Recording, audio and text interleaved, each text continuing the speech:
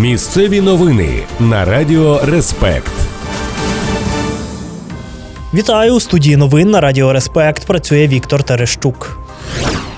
На Рівненщині перед судом постане 38-річний чоловік, який до смерті забив свою знайому. Трагедія сталася під час застілля в одному із сіл Корецької громади. За даними слідства, між гостем та 77-річною господаркою виникла сварка. Жінка звинуватила чоловіка у давніх крадіжках. У відповідь той декілька разів ударив пенсіонерку по голові металевим казаном. Від отриманих травм потерпіла померла у лікарні. Наразі обвинувачений перебуває під вартою і повністю визнає свою провину. Слідство триває.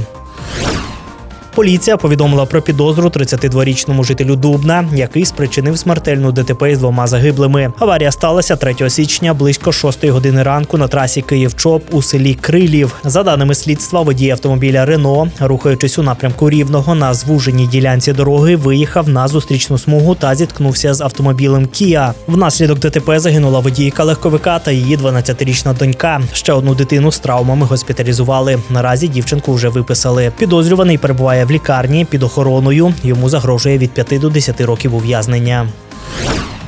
У Здолбунові перед судом постане 25-річний чоловік, якого підозрюють у крадіжці 60 тисяч гривень у сусіда. За даними поліції, молодики разом орендували квартиру. Скориставшись відсутністю 21-річного сусіда, зловмисник зайшов до його кімнати та викрав гроші з тумби. Після того зімітував проникнення до помешкання. Попри це, правоохоронці швидко встановили причетного до злочину та вилучили частину коштів. Підозрюваний відшкодував збитки та визнає свою провину. Матеріали передали до суду.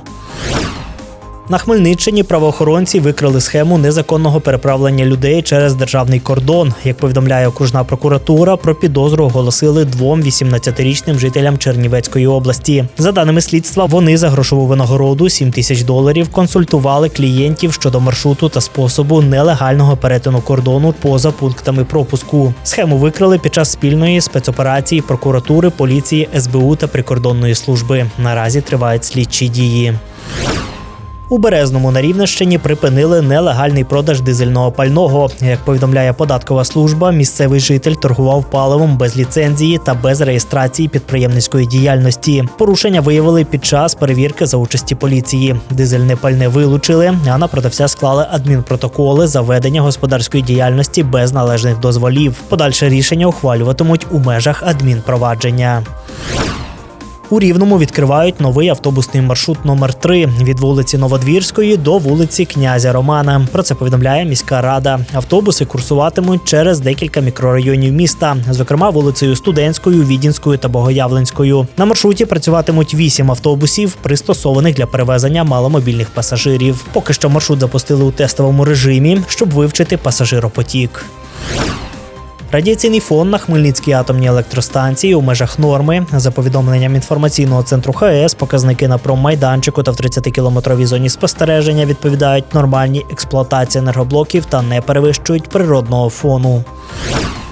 Це всі новини на цю мить. У студії Радіо Респект працював Віктор Терещук. Не перемикайте, залишайтеся разом з нами. Далі буде ще багато цікавого.